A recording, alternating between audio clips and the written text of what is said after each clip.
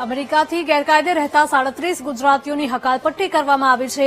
Amritsar airport પરથી તમામ ગુજરાતીઓ માદરે વતન પરત આવ્યા હતા, ત્યારે અમેરિકાથી પરત આવેલા ગુજરાતીઓમાં ગાંધીનગરના બોરુ ગામમાં કરણસિંહ ગોહિલ અને તેનો પરિવાર હજુ સુધી ઘરે પરત નહીં ફરતા પ્રશ્નાર્થ સર્જાયો છે।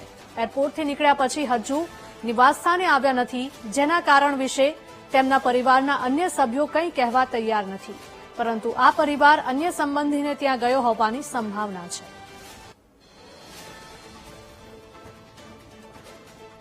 કિરણસિંહ કેટલા ટાઈમ પહેલા ગયા હતા અહીંયાથી? કિરણસિંહ મહિનો જ થયો છે, મહિનો જ થયો છે, બહુ નહીં થયું। અને કોણ કોણ ગયું હતું એમની જોડે? ઈયોન બહુ ઈયોન ઘરવાળો અને બાબલો છે 5 વર્ષનો। 5 વર્ષ અને મહિનો થયો છે? હા, મહિનો થયો છે, મહિનો જ થયો છે। પછી ગઈકાલથી આ લોકો ઘરમાંથી કઈ કહે છે કે નથી કહેતા એવું, અને પાછા આવે છે લોકો? આમ પાછા એ બોલો વાતો કરે છે ખરું, પાછા આવું છું, હા એમ કે છે ખરું પાછા આવું છે એવું, આપ તો પહેવા દેતો નહીં ને એટલે ઓવર તે કીધું આવું તો આપણું ઘર છે, શોખ કોણ કાઢી મેલશે? ના ના, બરાબર છે। તાને આપડે તો એવું જ હોય ને। કાલે ખબર પડી હતી એ લોકો પાછા આવે છે?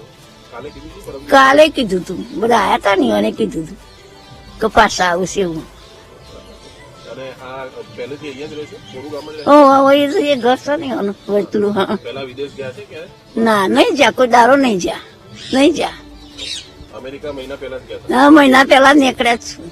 અમેરિકાથી ડિપોર્ટ કરવામાં આવેલા ભારતીયોમાં અને ખાસ ગુજરાતીઓ જે ગાંધીનગરના રહેવાસી છે, બોરુ ગામની અંદર અત્યારે હાલ આપણે પહોંચ્યા છીએ, પરંતુ બોરુ ગામના જે નિવાસસ્થાન છે કરણસિંહ ગોહિલ અને તેમનો પરિવાર તે તેમના નિવાસસ્થાને પહોંચ્યા નથી। તેમના દ્રશ્યો છે તે જોઈ શકાય છે કે તેમના નિવાસસ્થાને તેમના પરિવારના સભ્યો કંઈ પણ બોલવાનો ઇનકાર કરી રહ્યા છે, પરંતુ જે પોલીસની સૂત્રો પાસેથી માહિતી મળી રહી છે તે પ્રમાણે તેમને જે છે તેમને જે એડ્રેસ આપ્યું હતું ત્યાં તેમને ઉતારી દેવામાં આવ્યા છે। એટલે સંભવતઃ તેવું માનવામાં આવી રહ્યું છે કે તેમના સગા સંબંધીઓ જે છે ત્યાં તેમને મૂકવામાં આવ્યા છે અને ત્યાં તેઓ પહોંચી ચૂક્યા છે અને તેમના મૂળ નિવાસ સ્થાને જે છે તે આવવાના નથી તેવી માહિતી જે છે તે મળી રહી છે। અને તે લોકો જે તમામ જે ગાંધીનગર જિલ્લાના વતનીઓ છે તેમને અલગ અલગ જગ્યાએ જે છે તે પોલીસની સુરક્ષા વચ્ચે ઉતારી દેવામાં આવ્યા છે। તેમના સગા સંબંધીઓને ત્યાં પહોંચી ચૂક્યા છે અને તેઓ હાલ છે તે મીડિયા સામે આવવા માંગતા નથી અને કંઈ પણ કહેવા માંગતા નથી, અને તેના કારણે જ તેઓ જે છે તેમના સગા સંબંધીઓને ત્યાં પહોંચી ચૂક્યા છે।